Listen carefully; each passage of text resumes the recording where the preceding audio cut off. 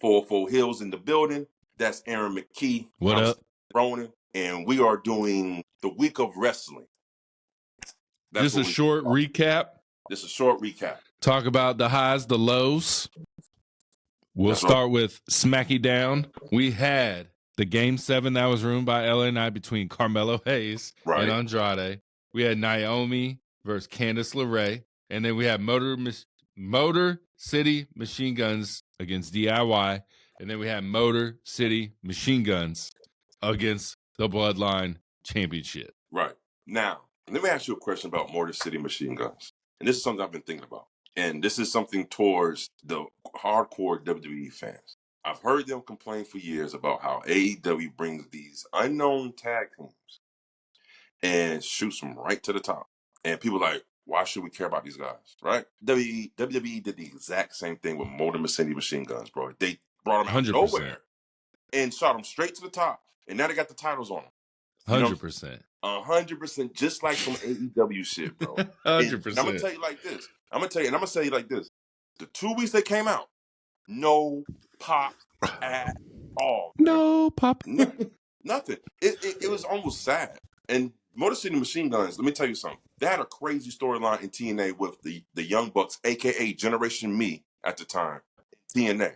Crazy storyline where the Motor City Machine Guns was heels. No, for people in WWE don't know who they are, bro. Wow. I mean, they've been in the game for 20 years. They had a chance. And it hasn't like they haven't been on like overseas, but they've been on American TV. Yeah, bro. What do you think about that? What do you think about Machine Guns? And I've seen their highlights. They've been in the game for 20 years. They're like one of the GOAT tags of professional wrestling, all that. But like WWE fans are so WWE where they don't know who the fuck they are. That's why they had to announce Motor City Machine Guns before that first SmackDown aired, so everyone could be like, who the fuck are these guys? And they wanted us to go look at YouTube videos, watch them, get to know them. They couldn't just have Motor City Machine Guns come out. I mean, they could have. It would have been the same pop. None, you know? So, like, it made no sense, and now they're tag champs, so they just need to deliver. Their matches have been pretty good. So yeah, I think they started to slow down a little bit more and started to get used to the WWE style of wrestling, because that first match, bro, I could have swore they were moving at a different speed than the other two teams. Yeah. At a whole speed, you know what I mean? Yeah. So they started to slow down more, which is good for them. I actually like the Motor City Machine Guns, like definitely in TNA, bro. Like, you know, and the Michigan like a handprint. Yeah. But and then them going, they got a lot of credibility with the fans going match after match and then actually winning, but you know, with a little help from, you know, the Usos. Well, I think anybody who beat those two in the Bloodline for the time, I don't care who, you could have put out Timothy and Billy out there. They motherfuckers would have won. They motherfuckers still would have popped. Yeah. Don't nobody like 2.0. You gotta hate the Bloodline. You gotta hate them, except for my boy. Yeah. I like that guy. So hey, like we talked about before. They are swag jacking each other. WWE swag jacks from AEW, AEW swag jacks from WWE. It's happening all the time, right before our very eyes. This just came in my head right here. Think about Judgment Day with Rhea Ripley. It was a heel group, but a babyface within the heel group, obviously. Right. We love Rhea Ripley. Even her boyfriend at the time, Dirty Dom, we hated him, loved Rhea. I love Dirty Dom, but majority of people hate him. Jacob Fatu is Rhea Ripley. Right now, he's a babyface within a heel group. Yeah. And he is an ultimate heel still. We just are so impressed by him. We don't give a fuck. But listen, let's analyze that for a rate, like what you just said, because that's a good point. Is Jacob really the babyface, or is it Solo? Let me tell you why. He's funny. Wait, he's good. He's good. But think about this for a second. Yeah, that's it. Solo, I got tickets. Yeah, I got 2 tickets. Solo, man, look, he showed me something, man. Mm-hmm. But is Solo really the true heel that everybody think he is? Everybody don't like Solo because of what he's doing, but if you think about it, he's not the heel. I'm gonna tell you why. It's gonna be like the righteous path, like Drew McIntyre's on. He's the heel, but he's the right heel, you know? Because all he's doing is trying to defend the Bloodline honor. Yeah. Now, he didn't start turning heel until Roman lost the title. And he tried to cut the weak link out of the Bloodline, which was Jimmy. Yep. He tried to rebuild the Bloodline stronger, and he tried to go after the title. Now, the only problem I have with that story is that he tried to go after a title 2 times and both times failed. Yeah. And if losing is such a frowned upon in the bloodline. Exactly. You got to be punished, motherfucker. So I'm telling you, it's coming down. Jacob 5-2. So our rumors is Jacob 5-2 is going to kick out Solo. Zilla 5-2 is going to join Jacob 5-2 with the Tongans. Yeah. That's going to be the 5 right there. Probably. No, I'm sorry. Rock. The Rock. The Rock. Finding that shit. Will Rock be at Survivor Series? Of course. You think? Has to. Wrestling? Not wrestling. No. Not wrestling. Just there. Makes an appearance. Candice LeRae. She was on. She's been on a few weeks in a row, right? Seen her a couple times. On TV again. Yeah. I think it's a coincidence. Or maybe it's because there was like a podcast where they asked a whole bunch of AEW wrestlers what woman or man from fucking WWE would they like over on AEW? And most of their answers was Candice LeRae. Wait, what? Yeah, buddy. Where'd you see this from? I don't know. I think it was like the Young Bucks and someone else. And they were like, who would you want to come over from WWE to AEW? And I think 3 out of 4 of them said Candice LeRae, Candice LeRae, Candice LeRae. And right when I saw that, like literally the next week, it was like Candice LeRae in a match, Candice LeRae in a match. I was like, what the fuck? Is she going over in these matches? Yeah. Wow. She pinned Bailey in a tag match. Jeez. With Nia Jax. Huh. So you think that has something to do with her being on TV because AEW wrestlers are saying Candice LeRae? Yeah. Hey, probably so. You're clicking your pen, bro. Oh, yeah. Someone's like, stop clicking pens. I am so sorry. But yeah, so that is motherfucking SmackDown. Let's move a little to Raw. We get Sheamus, Ludwig Kaiser, Ivy Nile versus Selena Vega. Then we get the triple threat tag match between the War Raiders, New Day, Dragon Lee versus Rey Mysterio, and then we get Dirty Dom with the win over Damian Priest. And then War Raiders, of course, won, and then Sheamus, of course, won. And Ivy Nile, of course, beats Selena Vega. Right. Well, but in this, we get the bloodline weaving through with the storylines, with the backstage, with the Sammy. Yep. 3 segments. We start the show with Jey Uso coming out. Wait, you forgot about one crucial part of the show, Us. Seth freaking Rollins and Bronson Reed. Oh yeah. That segment too. The smash, the fight. I only remember that because that's the highlight of the night, other than the bloodline. Everything else that you just said, bro, is a blur. Yeah, it was not a very. The matches were a letdown for sure. Oh man, it just nothing. It was nothing. Let's talk about that Seth Rollins and Bronson Reed thing right quick. What do you feel about that shit? Bronson Reed's winning, baby. Crown Jewel. We talked about it in the Crown Jewel prediction show, baby. Go check it out. 404 HEELZ, YouTube, Spotify. Bro, I'm not feeling Seth. Bro.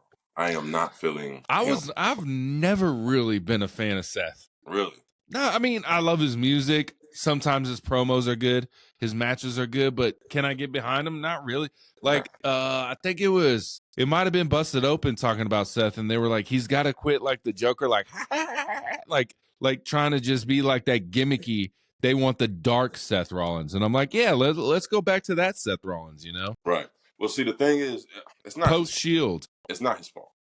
It's WWE's fault. When the WWE sees that you have something fired, they don't do a good job of when to cut it off. They overly use it to the point to where, like, now he comes out, bro, and the song, I don't even want to hear motherfuckers singing that shit no more because it's overkill, man. It's overkill. I think it's overkill when he like stops in the middle of a match. You know what I mean? But if I'm in the crowd, I'm doing it. You're gonna do it in the crowd, but I feel like it's overkill as far as him always coming inside. What's up? Did you hear my one chant I hate on NXT? What was that? And it's a chant. You know I love the crowd interaction. You know I love it. But there's one chant I fucking hate. What's that? We want tables. You don't like that? You don't like that chant? No, because it's a TLC match. You're going to get a fucking table. Chill. 30 seconds into the match, one person steps foot outside the ring. They're like, we want... It's like, calm the fuck down. What do you just want? Table on table on table. Chill, guys. Chill. I get when it's not a TLC match, But motherfucker, it's a TLC match on NXT. You're getting a table, man. Bro, Chill. I don't know what wrestling fans' fascination is with tables, bro. I've never been a table type of guy. Like I care less. The match has a table. It depends on the spot to me. It doesn't matter to me, bro. Sometimes they're weak. But I'm gonna tell you what's going on. We are in a generation of ADHD generation of wrestling fans. Motherfuckers, like you said, they said, "Well, for that ring, tables, tables match." Yeah. Tables. I don't like the turnbuckle table. I don't like that one. Oh, you like when they set up in the corner? Nah, you got to set that shit up. My favorite table scenario is the stack tables when it's two of them. Yeah. I like that. But, or Chelsea Green's table spot, Money in the Bank, when she went from on top of the ladder to outside the ring. Watch your back of your head, baby girl. He was like this. Oh, man, Chelsea, that's my girl, though. That's my girl. But, yeah, overall, great. I mean, we're going to get a pre-recorded next fucking Friday on SmackDown, which, you know, let's we don't already talk know about that. I'm already angry about that shit. These fans and stuff. But let's move on to the A-dubs. Wait a minute, hold on. We got to talk about the bloodlines. I want to get your thoughts on this. I got a question for you. What did you think was being said between Solo and Sammy outside when it was talking? What in your mind, like, what do you think could they be talking about? Solo was out there speaking the gospel why he was right. He was out there probably telling them why he was right. I'm right, they're wrong, blah, blah, blah. And Sammy kind of already thinks that, you know? Solo never did anything to Sammy except beat him up, but on Roman's demands. Right. So he's like, bro, that was just Roman. That was Roman. That was Roman. That wasn't me. That was Roman. Okay, so let me ask you another follow-up to that. Jay's promo, to kick off the show. What did you think about Jay's promo when he said, I'm going to be me, you going to be you, we're not going to be the side pieces? Yeah. It means they ain't going to take Roman's shit no more. If Roman's like, I'm the boss, they're going to be like, nah, we doing this as 33.3333% partners. Yeah, right. You know? What you think about that? I mean, hopefully it works. Hopefully it works. It will. Did you see the look at Roman's face after SmackDown when he saw the two brothers hugging? Yeah. He looked up. It kind of like hit him like a ton of bricks. Like, I went about this thing the wrong way. Yeah. I went about this the wrong way. I should have included them in everything, and we become more powerful. Like it kind of had a wake up call. Yeah, that's what I thought. For sure. I thought the promo from Jay was good, and this is why I love Jimmy. This is why Jimmy is like my guy. Jimmy has so much charisma, bro. He has way more charisma than Jay. And one pinky finger, he just oozes. Even when he comes out to the ring, he don't even have to be all animated like Jay. He just struts to the ring, and he still got that swag to him, like it's unknown. And how he talks on the mic is so much better than Jay. Jay be getting like he run out of breath sometimes, right? Listen. Yeah. But Jimmy, it just comes off naturally. But this is why they brothers. You can tell Jimmy is so for Jay getting that push. You know what I'm saying? He's so for Jay getting the push. Yeah. And I appreciate that. But my favorite tag team of all time is the Usos. So I'm waiting for these dudes to get back together. But this time, I'm going to tell you what's going to happen. I think Jay going to get the Intercontinental Championship back. While in the Bloodline, I think Jimmy's going to get the U.S. title. While in the Bloodline, Roman's going to get his title back. He's going to get the belt from Cody? Yes. He's getting the belt from Cody. At Mania? What are you predicting here? Okay, so can you picture Roman with the World Heavyweight Championship? Not after he gets his belt back, yeah. Like, if he gets his belt back, loses it, then I can see him going after the world title. Okay, so that's what I'm saying. But can you see him getting not right now? No, not the next belt. It can't be that. That's what I'm saying. Yeah. That's what I'm saying. But I think somebody who I can see get the World Heavyweight Championship. I would like, even though I love Muhammad Ali, I would love for Roman to beat Rock at WrestleMania and then take his stupid people's belt that he got from Muhammad Ali and just chuck that bitch in a river or something. Like Stone Cold. Like many greats have. Lita threw in the spinner belt, and then we got that R-rated superstar spinner belt. Remember that shit? And say he hated that shit, bro. He said shout out Lita. She was one of Godfather's hoes. For real? Yes, sir. What? There was another. I'm blanking on the other one. There was another one that was one of Godfather's hoes too that became a WWE Hall of Famer. I can't. I don't want to say the wrong name, but there's another one. So that was part of the whole train. The whole train, baby. The whole train. I remember Chris Van Fleet on Insight was talking to Godfather about it, and they were about to bring it up, and Godfather's like, let's not bring up the names. They can research it on their own. Hey, but Godfather, bro, he owns a couple of strip clubs, I heard. Oh, yeah. He said he never needed that WWE money. He was like, that's why I could do whatever the fuck I wanted, because I didn't need their money. If they fire me, I'm good. Damn, yeah. Yeah, so... But I mean, you know, another segue to the Bloodline going to SmackDown. Great build up. We already know we're getting Bloodline versus Bloodline at Crown Jewel. A little sampler before, Survivor Series. Do you want to see Sammy playing inserted? No. Unless he's on Solo side, because then I know he'll get his ass beat eventually. The only way I would like to see him inserted is if he turns heel with Solo against them. Yeah. That's the only way. Let's see a heel Sammy, even though he thinks they'll be the good guys, It'll be good. And then guess who's gonna come after him if he does that? KO. Yeah. Can you imagine that? KO getting pissed off. KO's gonna be super pissed. Everybody. No matter if Sammy gets involved any which way, he's gonna be pissed. Ooh, boy. But KO also said that he's only had 2 real friends in WWE, and that's been Randy and Cody. So does Sammy really mean that much to him? Because what we just heard, KO Sammy really don't care. He's like, he wouldn't consider him one of his best friends in WWE, I guess. Word on the street is, guess what?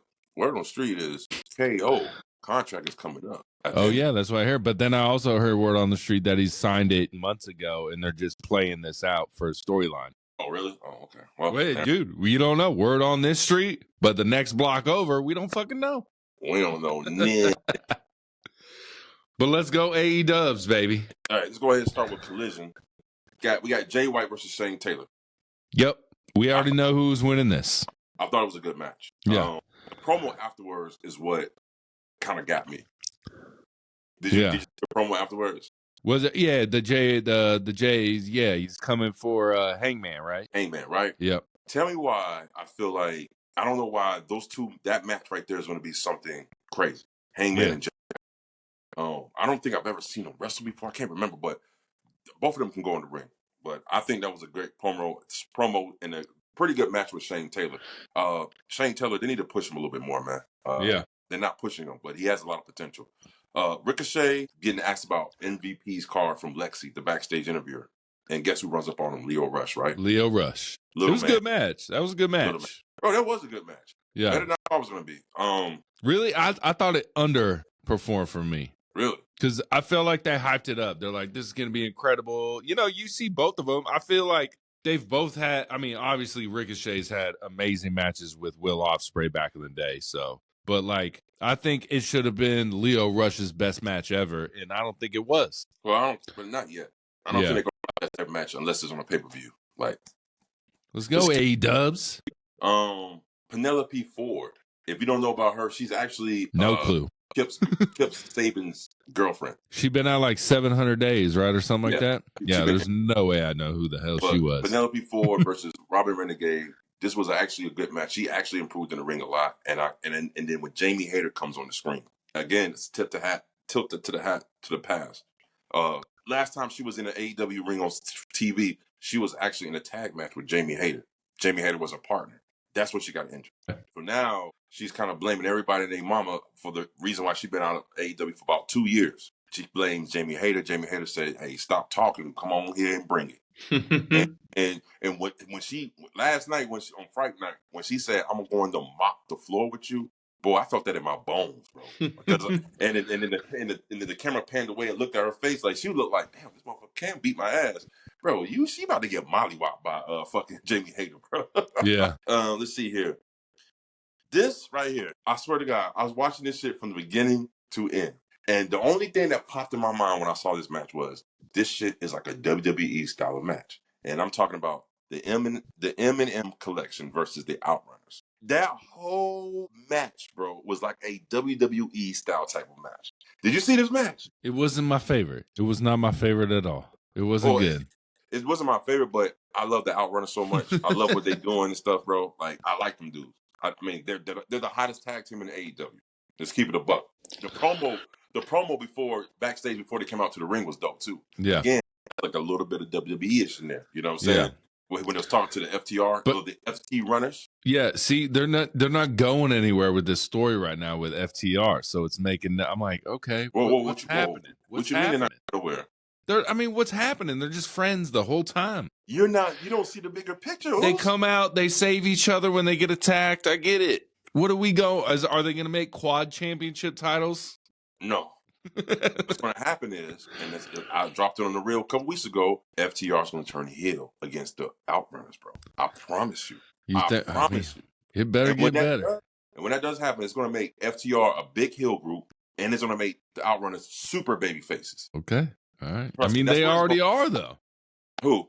The Outrunners are already baby faces. But they're not super baby faces yet. So yeah. Wait. I'm telling you, that I like them boys. But this was a very WWE style type of match, bro. Yeah. Collection. Then we were talking about Ricochet and Leo Rush. Yeah. My second girl behind Chelsea Green is Harley Cameron, bro. Her interview, bro, I saw it. I was like, man, this girl, she has a lot. She has a lot of personality in her face, bro. She came out with her face paint like a cat, and she's good. And then we had Anna Jay versus Viva Van. Anna Jay is actually good in the ring, and she pinned Viva Van. So. And she's going up against Mariah May. Anna Jay. Mariah May, yes, next Anna week. Jay, Mariah May. That don't rhyme.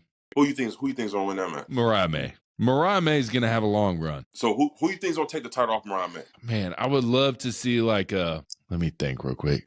Maybe Willow Nightingale. They had a match already at the Wrestle Dream. I know, but comeback, I would like to see Willow Nightingale, but you know who I think might do it, actually? Chris Statlander? Nah, because she's in the promo with Mercedes Moné. I know. I think it's going to be Jamie Hayter. Maybe. I think it's going to be Jamie Hayter, Becky Lynch 2.0. Let's go.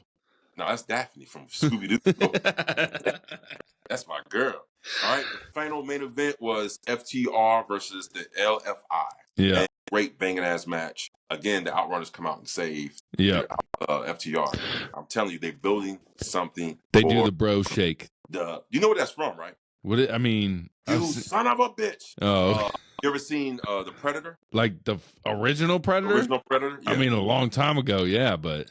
Remember when Arnold Schwarzenegger and that black dude, muscles, it's like, man, how are you, son of a bitch, Snake? Yeah. Snack. Like, it was all muscular and shit. That's it. It's a take back to the 80s. So that's where they got that from, bro. If you don't like the Outrunners, something's wrong with you, man. Like, those dudes are great, man. Stephanie Vakura and Julia in NXT do tag, and then they go elbow, you know? Oh, boom, elbow. I got to peep that out. But again, Collision was actually a good show. Like I said earlier in the fan question, you need to watch Nick Wayne versus Ricochet on Rampage. I'll watch it. I respect Nick Wayne a lot. Yeah. All right, so we're going to go ahead and jump into Fright Night Dynamite. Fright Night. To me, WCW, baby. Out of all 4 shows this week, this was the best wrestling show from start to finish. It had storylines like WCW, WWE, baby. It was nothing but storylines the whole time. We had Sting. We had everything. Bro. So, what do you think about that serious promo, Cassidy? He said, bro, I think that was unique. It was good. It was good promo.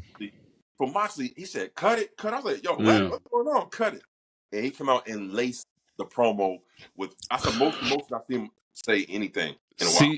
I think instead of Moxley coming out and then Cassidy coming out to save Yuta Wheeler, which they weren't going to hurt him to begin with, it was like a pull. I don't know. It was good. I don't know. That kind of made no sense to me for a little bit. Like, I don't know. But I feel like they should have fucking at least had John Moxley come out there when Orange Cassidy was out there at the beginning. Not yet. It's like boxing, right? You don't want them touched too soon. But it's like with fat too, right? They don't want them touching too much. But they touched the second segment. He came out and fucking charged up and got Moxley, and then they Claudio pulled him off. Right, but you want to, like I said, you don't want them touching too much. You want to limit how many times. You don't want them jumping before the show starts and then doing it again later on. Well, that's what I'm saying. Don't do it again. Just do it at the start of the show. I think that was good because it's something unique. When the last time you seen Dynamite open up with a promo? Nah, never. I mean, never. Hardly never ever. Really. Unless it's MJF coming out. You know what I mean? Yeah. Hardly ever. So that was good. We're gonna go ahead and jump into the first match of the night: Adam Cole versus Buddy Matthews. Mwah. And I'm gonna tell you why. When Buddy Matthews was working on that ankle, right, and he was selling the ankle the whole time, and he was about to give up. And what was the whole reason why they had this match? He said, "What you like last week?" He said, "You got a problem with me?" He said, "I got one thing to prove: that you're frail." Yeah. And that's not just a wrestling thing. That's behind the scenes, real life. They've been calling Adam Cole a frail wrestler. Like, he's injury prone. So they're using that as a storyline. Maybe he should hit the gym a little bit. Just a little bit. You sound like Joe Cornette, lift a little bit of weights, bro. No, I listened to Flagrant, and we'll talk about this on Word on the Street with Cody Rhodes. He's like, we wrestle without our shirts. Body shame the shit out of us if we look at you. Like, he was like, it's our job to be. This man does not look like a wrestler at all. Him and Danny Garcia, and they're trying to make Danny Garcia in the show look like a badass. Yeah, and he used to be that guy. He used to be the hip thrust guy. Yeah. Like, now it's like, why are they're pushing these two scrawny dudes who, like, I mean, I'm sure they can. Nah, fuck that. I could whoop their ass probably. I don't know. Again, this was a good match. It told a great story within the match. It was a very lot of storytelling in this match. Like, I was like, damn, that's like some WWE shit right here. Yeah. And storyline in that match. Then we go and then he was about to quit. He calls back in the ring. He finishes the matches. They have a segment backstage with the Undisputed Kingdom, and he's checking on his ankle, and he looks into the camera, and he's again coming for MJF. But you didn't even bring up the Aleister Black coming back. Oh, fucking! How can I forget that? Yeah, in the ring. Yeah, but it was up, dude. I was like, man, this dude needs to hurry up and get the lights went out for a long time. I was like, hurry the fuck up and get to the ring, bro. I was like, someone's coming, so hurry up. His pants got caught in one of the ring underneath the ring or something. But no, that's gonna be another good match. I think he might have to go through the whole House of Black. Well, they seem like friends though. They might be teaming up. Ooh. They was shaking hands, bro. Adam Cole didn't seem upset. Well, it was because he said Buddy Matthews reminded me who I am. Yeah, right? Yeah. Respect, right? And Buddy Matthews kind of like did a head nod to him. So if you don't know, House of Black is actually a face group now. They're not heels anymore. They're face. They've been face. Yeah. I'm looking forward to that Malachi Black and Adam Cole match. That's gonna be good. Busted Open said House of Black needs a bigger push than they're getting even right now. I tend to agree. I agree. I completely agree. They need a bigger push. Maybe they can do some with the Hurt Syndicate. Yeah, Buddy's dope, bro. Buddy's dope. Buddy's underrated. Yeah. Even when he was in WWE, he would always put the best match on the night. If he was on Raw, he had the best match on Raw. Yeah. Like, he's very underrated. I like him. Buddy Matthews or Buddy Murphy. Yeah. Oh, I like him. Let's see here. Then we had Kyle Fletcher come out. What you think about Kyle Fletcher with the head shave now? He looks fucking ridiculous.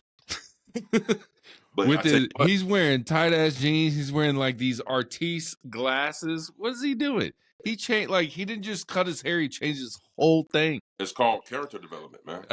It's called character development, bro. What? Why would you say that, Bruce? I think it's terrible. I mean, maybe his promos are terrible. I don't like him. Not a fan. What's his name? My boy. So Mark Davis, that's what his name is. Mark Davis, 1/2 of 3/3 of the United Kingdom. Will Ospreay, Kyle Fletcher, Mark Davis. He's been injured for a while. He came back. I mean, this dude, like, he was wrestling or something. Like, he didn't take a shower or something. Like, damn, this dude ain't seen him in months. Like, he had hard times. Yeah. Hard times, daddy, hard times. Yeah. That's what he looked like. But so there was a history within that backstory. So again, another storyline within a storyline, and AEW, they knocking out the park. All right. Now let's talk about Heyman and Adam Page promo backstage with Renee. John Moxley's wife. Bro, Heyman is one of my dudes, bro. I like Heyman a lot, bro. I like this psycho cowboy they running with, you know? We talk about John Moxley coming to the ring with Marina Shafir, bro. I like her, bro. I don't know what it is about this woman. She don't talk. She don't do anything, but she looks intimidating as hell, right? Yeah. Yeah, for sure. Was she in UFC or something for real? Oh, I don't know. I haven't looked who her is up. this? I don't know. Oh, shit, I thought you knew. No. So they come out to the ring with Pac and Claudio Castagnoli. About to fuck up my boy Wheeler. They put his head in the chair and stuff just to bring out people. That's pretty good. Now, we're gonna skip to that because we're gonna get to this part because I wanted to hear your fucking honest thoughts about this because you've been a proprietor about Young Bucks and private party matches and how you saying how good they've been. What do you think about the win for private party getting the championships off the Young Bucks? I love the win. I wish they would have switched the matches because the one at Wrestle Dream was better than this one. Right. So, like, if you would have just done this match at Wrestle Dream but have the Young Bucks win, like, Private Party put on such a great show at Wrestle Dream, they deserved to win, but they didn't. And now they did this match, which was, I mean, it was good. I love to finish the Hurricane Rana to the fucking cutter. That shit was fucking dope. I don't know if they've done that before. I haven't seen a lot of private party matches. That shit was fucking dope. There were a lot of near falls. There were a lot of good near falls in this match where you're like, they're about to win, they're about to win, they're about to win. And then they lose, like, and then it like, and I feel like they took the belts off of the Young Bucks because the Young Bucks are going to be part of this BCC thing, you know, because they were like back there shredding papers and then they left the building. So they're kind of tying them into it because, you know, you also had Daniel Garcia attacking, you know, Jack Perry backstage, you know, making Jack Perry look like a bitch. I can't believe little boy the shit out of him backstage. Bro, I bet Jack Perry's kind of pissed about that shit. There's no way. I don't think they agreed upon that before. Supposed to be like that, right? No way Jack Perry agreed to look like that, bro. There's no way, bro. Even in his face, I was like, bro, he looks pissed. He little boy that man. Bro, I've never seen something like I was like, and Daniel Garcia, like, he's not Brock Lesnar. But Daniel Garcia, he is a technical wrestler. He can tie you up like a But they're trying to make Daniel Garcia seem like this biggest tough guy. And he's not. I don't know, man. We gotta see where they're going with this. I bet Jack Perry's still fuming right now. But I did notice that. I'm glad you said that because I was like, wait a minute.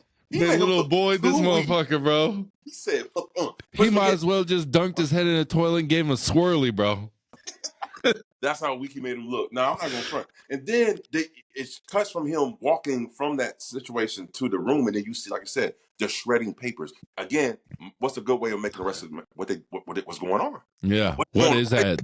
What are they doing? Why are they doing it? Storyline within a storyline. Again, bro, it's yeah. This was a great show, bro. Like to me, Fright Night was the best show of the week from all four. I'm talking about from front to back, bro. It was chock full. Then yes, I would agree. I would say, honestly, I would put NXT as second. I didn't watch NXT the second one. Yeah, I would put NXT as second. We're not talking about Halloween Havoc. We're talking about the after Halloween the Tuesday show. Okay, I didn't even watch it. Yeah. I need to watch a little bit of it. But if we're adding Halloween Havoc, then it's Halloween Havoc because I guess that technically is within this week. No, we can't. That's a PLE though. PLE. We can't match PLEs. What I will say about AEW, like, I get it's like you're doing this Fright Night, you do this title too, like it's just too much. Just have more Dynamites, collisions. You don't always have to add like a theme to the party, if that makes sense. Fright Night has always been Title Tuesday has never been a thing. I'm just saying, like every week it seems like there's something on a Rampage or like there's some specialty thing all the time with these regular shows. Raw is just Raw, SmackDown's just SmackDown. Yeah, I mean, they're not. It's Halloween Havoc SmackDown. No, it's just SmackDown this week, guys. I mean, you know, sometimes they do that sometimes for like Thanksgiving. They have like a fucking turkey street fight. Yeah, like the Grand Slam. They don't do Raw Grand Slam, SmackDown Grand Slam. It's just SmackDown. That's it. They call it Grand Slam because it's in the Arthur Ashe Stadium with tennis. I know, but they're making an event out of it. They're making a thing about it. Is what I'm saying. What's wrong with that? I'm just saying you're like over promoting when it's just an episode of Dynamite. Bro, if your ratings are like them, you need to over promote as much as you can, bro. Like we're giving out $1,000 to every viewer. Let's go. All right, let's see here. What else? What else do we have? We had the not the main event. We had the beautiful match of Chris Statlander and the Brick House Camille. Yep. Great match. I like the way and the thing that I liked about this match was the whole time thinking, I'm like, okay, I know Chris Statlander is going to win, right? But what's going to happen after she wins? And what I thought, she gets attacked from behind by Mercedes Moné. So this whole program she had with Camille, with Chris Statlander, was actually a lead up for Chris Statlander to get the shot TBS title. And guess what? And this is what I like about Mercedes Moné run at this juncture. this part. She has not cheated not one time ever since she has the championship, TBS championship. Every time she defended the title, she hasn't cheated. She's defeated everybody fair and square. Okay. And that makes her like a strong champion. And if you told Camille, get to the back. If you want something done, you got to do it yourself. Yeah. Bro, she's finding herself. I'm telling you. We'll see. This is the best I've seen her the last couple of weeks in AEW since she's been there for almost a year. Yeah. I would agree. She's getting it done. And I'm looking forward to Chris Statlander versus Mercedes Moné for the TBS championship. Yeah.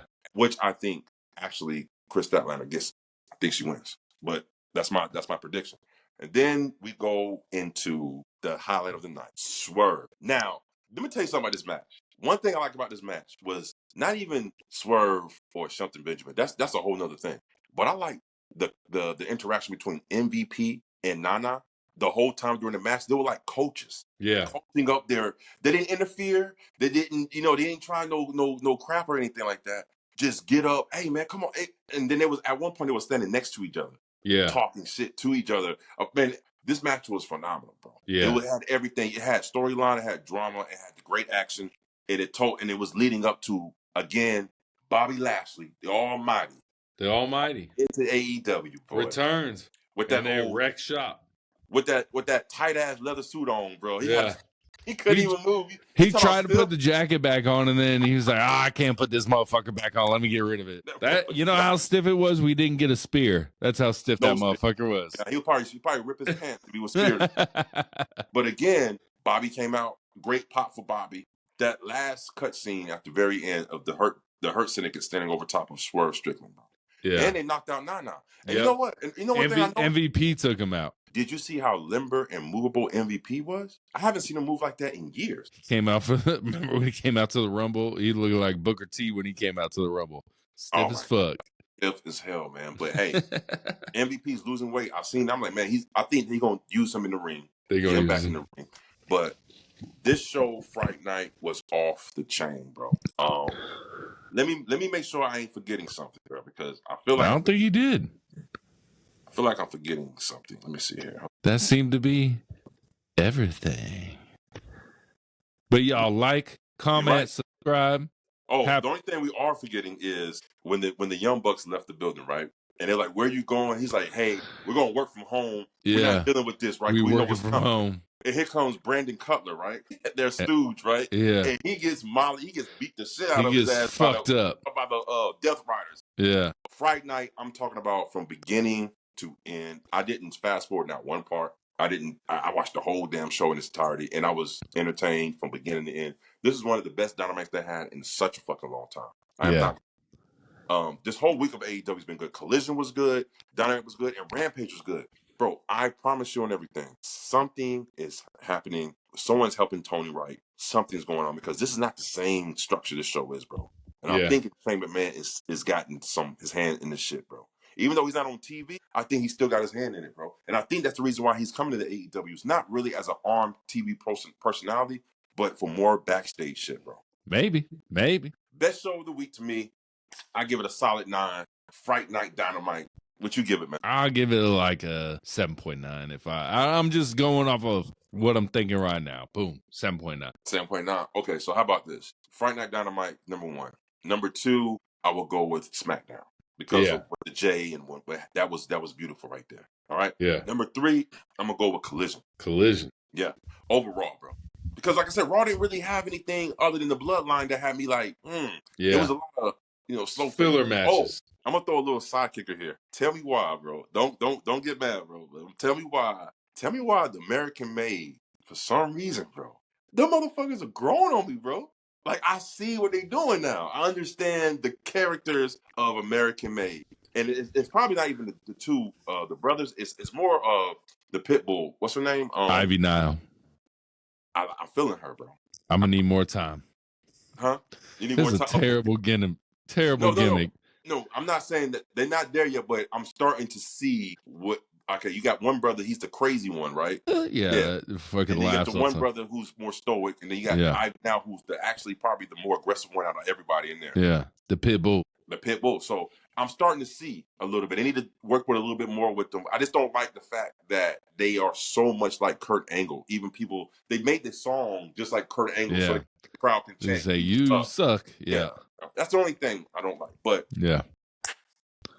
Fright Night, SmackDown, Collision. Then I'm gonna go Raw. What you got? Well, I would have to throw NXT in there, but I would go. Friday Night, NXT, SmackDown, Raw, Collision. SmackDown, Raw, Collision. Okay. Boom. That's it. Check us out, y'all. Our weekly recap of AEW/WWE shows of the week. Like, comment, subscribe. YouTube, Spotify, baby. Peace. I'm Steph Ronin. Till next time. Word on the Street coming up next.